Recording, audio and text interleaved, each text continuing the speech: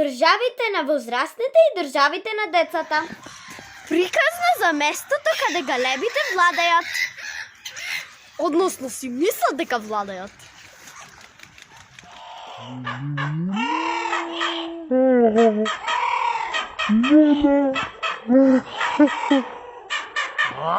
Тање, јас и мама и ко гледам, сите галеби се карат меѓусебно со едни црни пиленца.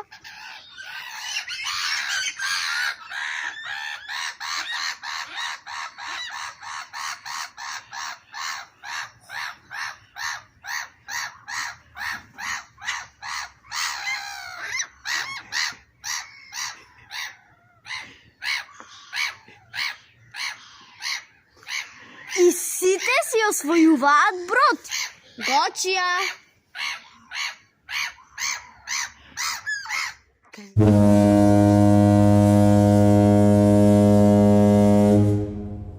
Ова пиленце не дозволува на никој да му се приближи. Тој, бидејќи си го има освоено бродот. Бродот се вика Македонија.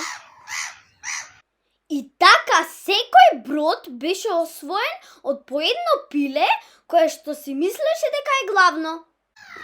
Епа, овие, како се вика? Seagulls галеби. Епа, овие seagulls на англиски, а превод галеби, можете да ги препознаете, за ако се добри, главчето ќе му биде погоре, а ако се лоши, како на спуснатото второто, вака ќе му биде.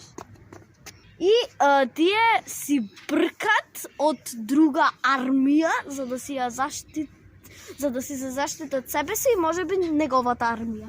Значи многу често можете да видите како шета едно лошо, а другите седат. Старешина Галеб Фиц акција, старешина Галеб Коки акција, старешина Галеб Кира акција, старешина Галеб Лулу акција. Да имаме цела армија и си направија држава.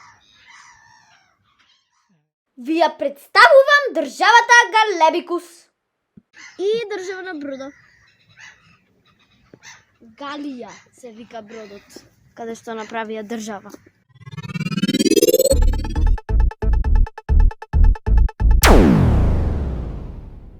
Ама оваа држава има и доселеници, има и црни и бели.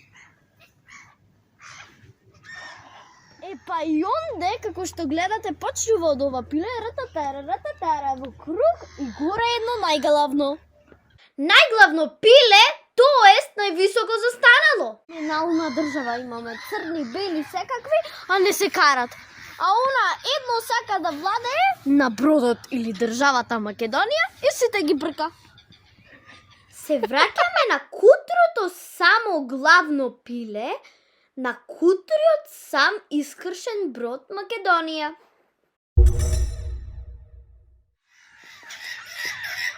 Дали слушате борба за власт?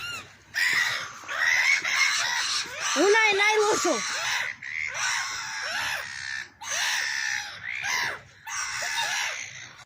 Но што ако нашите утрински галеби не се кара, туку само си разговара, како ние децата кога играме улоги и освојувачи?